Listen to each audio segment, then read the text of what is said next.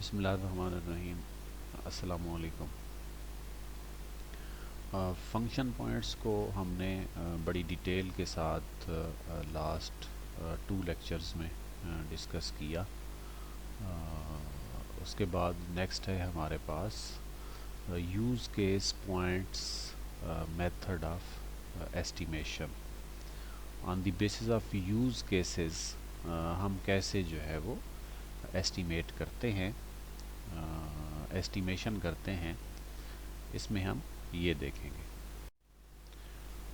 Use case points of estimation method जो है वो फर्स्ट यूज़ और डेवलप किया आईबीएम ने, और ये मेथड स्पेशली कंसीडर करता है उन डेवलपर्स को जो यूज़ कर रहे होते हैं यूनिफाइड मॉडलिंग लैंग्वेज यूएमएल को यूज़ कर रहे होते हैं, और डेवलपमेंट जो प्रोसेस है उसमें रैशनल यूनिफाइड प्रोसेस को यूज़ कर रहे हों। ये मेथड उससे रिलेटेड है। यूज़ केस पॉइंट्स में हम यूज़ केसेस की काउंटिंग करते हैं, हम एस्टिमेशन करते हैं on the basis of number of use cases. Estimation जैसे लिखा हुआ भी है in UCP, the use cases in the system are enumerated and then estimation is made on the basis of that counting or that enumeration. Use cases की categorisation जो है वो किन बेसिस पे की जाती है? हम यूज़ केसेस को on the basis of complexity categorise करते हैं 3 क्लासेस में, और ये कम्प्लेक्सिटी जो है वो डिफ़ाइन की जाती है on the basis of number of transactions और by the number of classes. Number of transactions की बेस पे या नंबर ऑफ क्लासेस की बेस पे, इन दोनों में से किसी एक बेसिस पे हम इनकी कम्प्लेक्सिटी को डिफ़ाइन करते हैं। और ये कम्प्लेक्सिटी 3 कैटेगरीज में है। Simple use cases. Simple use cases ऐसे यूज़ केसेस जिनमें 1 से 3 तक ट्रांजैक्शंस हों या 5 या उससे कम क्लासेस हों, उनको हम सिंपल यूज़ केसेस कहते हैं, और उनका वेट डिफ़ाइन हुआ है कि उसको हम 5 वेट देंगे। Then average use cases. Average use cases ऐसे यूज़ केसेस जिनमें 4 to 7 ट्रांजैक्शंस हों या जिनमें 6 to 10 क्लासेस हों, और इनका वेट जो है वो 10 होगा। देन इसी तरह कम्प्लेक्स यूज़ केसेस की सूरत में अगर हमारे पास 8 और मोर ट्रांजैक्शंस हों, 8 या 8 से ज़्यादा ट्रांजैक्शंस हों, या हमारे पास 11 या उससे ज़्यादा क्लासेस हों, तो देन हम उसे 15 वेट देते हैं। मैक्सिमम जो वेट है यूज़ केसेस का वो 5 to 15 है। सिंपल यूज़ केसेस का 5, एवरेज यूज़ केसेस का 10 and then complex use cases का 15। जैसा कि आप जानते हैं कि यूज़ केसेस में आपके पास एक्टर्स होते हैं। एक्टर्स की क्लासिफिकेशन क्या है? एक्टर्स को भी कम्प्लेक्सिटी लेवल के लिहाज से 3 लेवल्स पे जो है वो क्लासिफाई किया जाता है। सिंपल एक्टर, एवरेज एक्टर और देन कम्प्लेक्स एक्टर। हमारे पास जो सिंपल एक्टर है, अगर सिस्टम इंटरफेस मौजूद है किसी ना किसी सूरत में, तो हम उसको वेट 1 देते हैं। अगर एवरेज एक्टर है, प्रोटोकॉल ड्रिवन इंटरफेस है, जीयूआई नहीं है लेकिन प्रोटोकॉल ड्रिवन इंटरफेस है, तो देन उसको हम 2 वेट देते हैं। और कम्प्लेक्स एक्टर हम उसे कहते हैं कि अगर जीयूआई है और देन उसका वेट 3 है। अब जीयूआई को फिर फर्दर आगे एलेबोरेट किया जा सकता है। इवन लॉगिन स्क्रीन भी एक जीयूआई है। अनएडजस्टेड यूज़ केस पॉइंट्स को जो है वो कैसे आइडेंटिफाई क्लासीफाई किया जाता है, ये हम एक मिसाल के साथ देख लेते हैं। लेट्स से कि हमारे पास एक सिस्टम है जिसमें 3 सिंपल यूज़ केसेस हैं, 4 जो है वो एवरेज यूज़ केसेस हैं और 5 जो हैं वो कम्प्लेक्स यूज़ केसेस हैं। तो then unadjusted use case points कैसे कैलकुलेट करेंगे हम यूज़ केसेस की सूरत में। सिंपल की सूरत में हमने जो डिफाइंड वेट है वो 5 है। सिंपल क्या है, जिसमें 1 से 3 तक ट्रांजैक्शन हों। Then 3 into 5। एवरेज की सूरत में हमारे पास जो डिफाइंड वेट है वो 10 है। अगर 4 एवरेज यूज़ केस पॉइंट्स हैं तो 4 इंटू 10। और देन कम्प्लेक्स की सूरत में हमारे पास 15 है, और अगर हमारे पास 5 जो है वो कम्प्लेक्स यूज़ केस पॉइंट्स हैं तो 5 इंटू 15।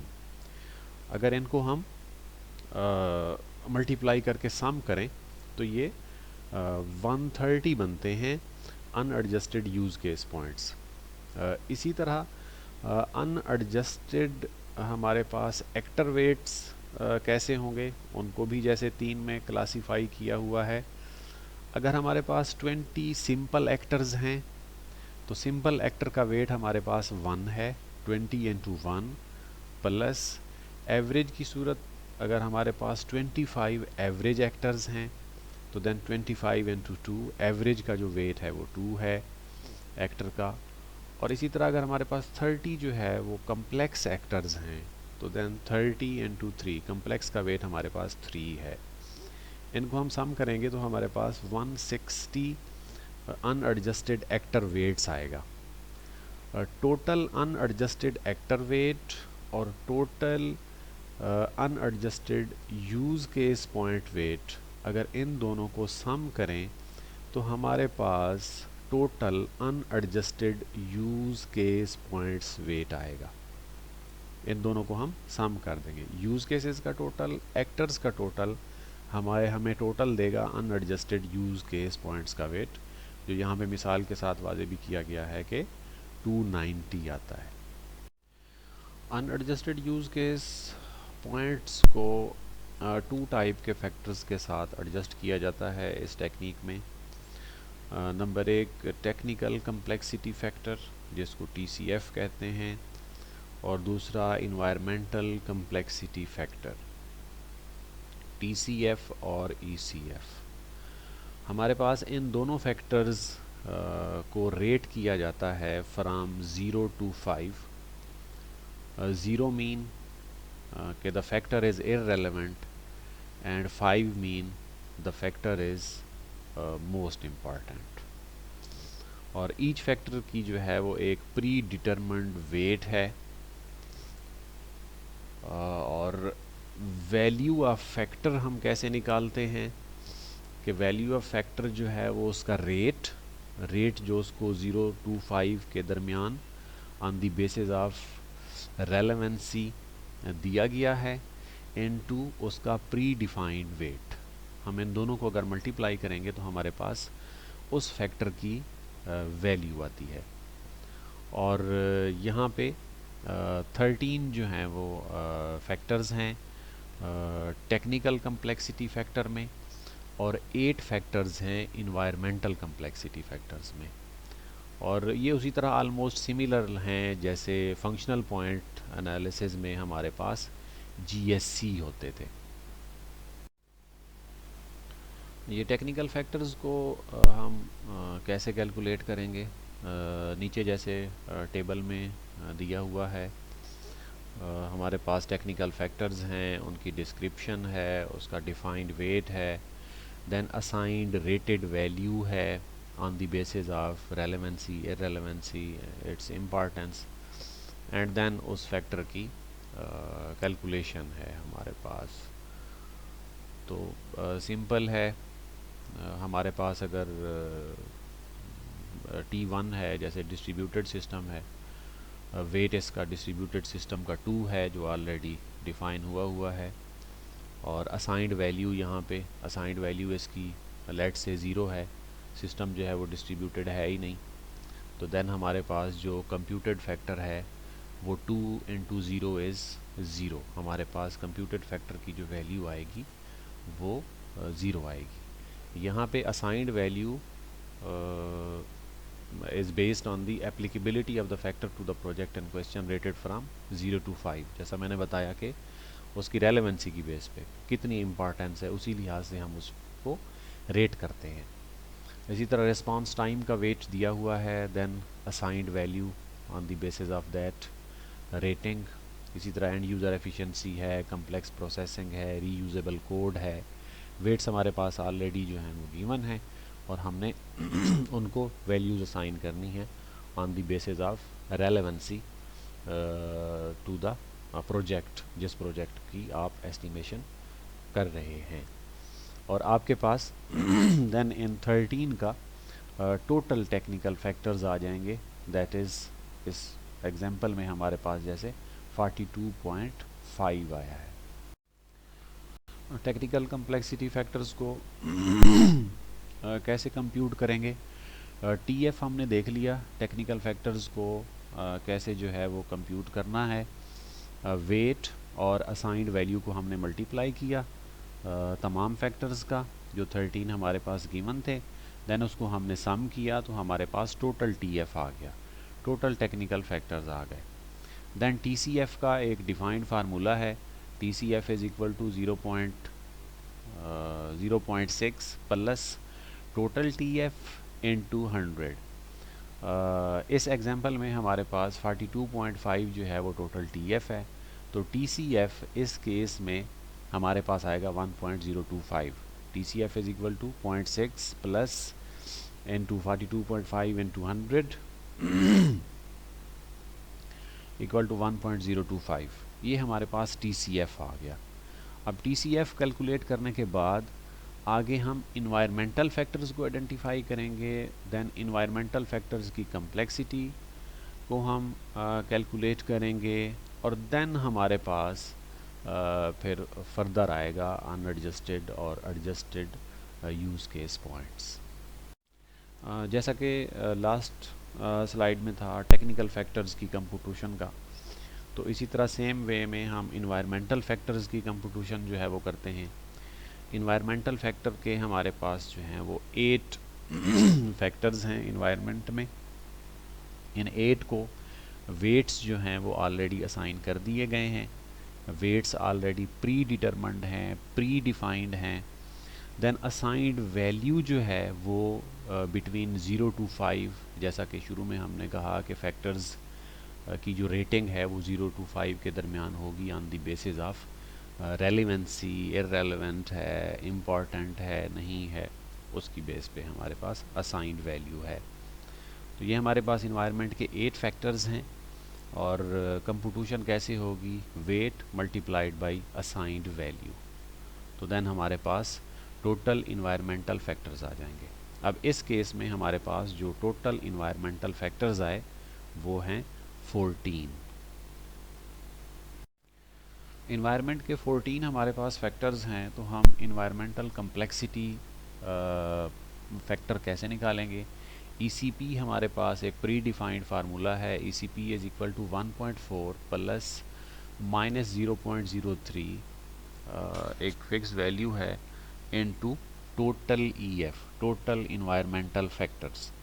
हमारे वाले केस में 14 इन्वायरमेंटल फैक्टर्स हैं, 14, तो हम 14 को मल्टीप्लाई करेंगे 0.03 के साथ, that is 0.42, then 1.4 minus 0.42 is equal to 0.98। हमारे पास इन्वायरमेंटल कम्प्लेक्सिटी फैक्टर्स जो हैं उसकी वैल्यू आती है 0.98। देन हमारे पास जो अनएडजस्टेड यूज़ केस पॉइंट्स हैं, हमारे पास adjusted use case points, sorry unadjusted नहीं, जो एडजस्टेड यूज़ केस पॉइंट्स हैं वो हमारे पास इक्वल है unadjusted use case points, then technical complexity factor और देन इन्वायरमेंटल कम्प्लेक्सिटी फैक्टर।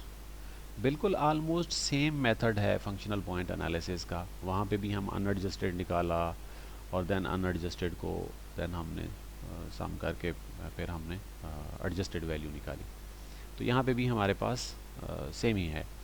अब हमारे पास जो एडजस्टेड यूज़ केस पॉइंट्स हैं, adjusted use case points is equal to unadjusted use case points हमारे पास अगर याद हो तो लास्ट स्लाइड में हमने निकाला, जिसमें हमारे पास unadjusted use case points of unadjusted use case points और अनएडजस्टेड एक्टर पॉइंट्स थे, जिनको हमने टोटल किया था, जो 130 यूज़ केस की सूरत में थे और 160 जो है वो एक्टर की सूरत में। उन दोनों को हम सम करें तो वो 290 बनते हैं। 290 हमारे पास अनएडजस्टेड यूज़ केस पॉइंट्स आ गए। इनटू हमारे पास टेक्निकल कम्प्लेक्सिटी फैक्टर क्या है, ये हमने लास्ट स्लाइड में निकाला 1.025। देन हमारे पास इन्वायरमेंटल कम्प्लेक्सिटी फैक्टर क्या है 0.98। अगर इन तीनों को मल्टीप्लाई करें तो हमारे पास जो एडजस्टेड यूज़ केस पॉइंट्स आते हैं वो 291.305। और एडजस्टेड यूज़ केस पॉइंट्स से मुराद है use case points of the project. मतलब इस प्रोजेक्ट में जो हमने मिसाल ली, इसमें जो हमारे पास यूज़ केस पॉइंट्स हैं वो 291.305 हैं। देन आप यूज़ केस पॉइंट्स, प्रोजेक्ट के यूज़ केस पॉइंट्स की बेस पे जो है वो आपने एस्टिमेशन कर ली। हर मेथडोलॉजी के कुछ मेरिट्स और डीमेरिट्स होते हैं। यूज़ केस पॉइंट्स के भी अपने कुछ बेनिफिट्स हैं और कुछ इसके डीमेरिट्स भी हैं। मेरिट्स इसके ये हैं कि it assumes the UML is the software development methodology which is most frequently used methodology for web application development. और आजकल ज़्यादातर काम जो है वो वेब एप्लीकेशन डेवलपमेंट पे ही हो रहा है। इसको बैक करता है rational unified process of software development, जो सपोज किया जाता है to be a result of a large number of projects के लिए जो है वो यूज़ हो सकता है। और वेरी सिंपल मेथड है। जस्ट इसमें एक कम्प्लेक्सिटी इन्वॉल्व है, यूज़ केसेस के लेवल को डिफ़ाइन करना, क्योंकि यूज़ केसेस के लेवल को डिफ़ाइन करना जो है वो एक थोड़ा सा डिफ़िकल्ट टास्क है। Otherwise very simple method of calculation है। आपने देखा कि बड़ा इजीली जो है वो आपने use case points of the project identify कर लिए, उसके बाद एस्टिमेशन आपके लिए इजी हो गई।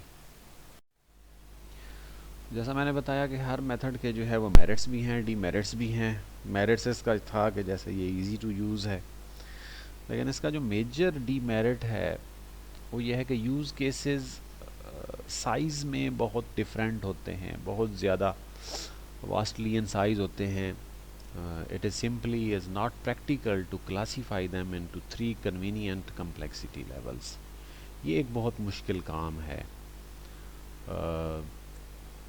दूसरा भी इसी से रिलेटेड है, as use cases differ vastly in size it is not practical to arrive at an accurate UCP estimates, use case point estimate that reflects the real scenario of the project. Classification of actors does not appear to be correct. In this methodology, all GUI actors are classified as complex, but realistically, how a GUI actor login screen classified as complex?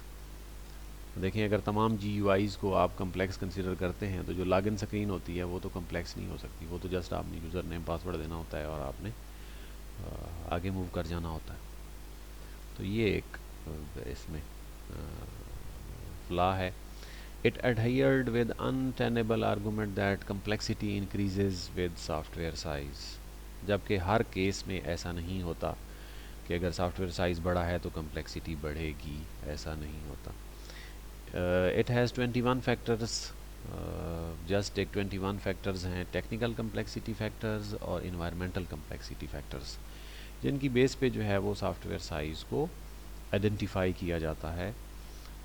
ये factor में भी productivity को effect कर सकते हैं, क्योंकि जो software size है are to be remain the same, लेकिन प्रोडक्टिविटी जो है वो इफ़ेक्ट हो सकती है।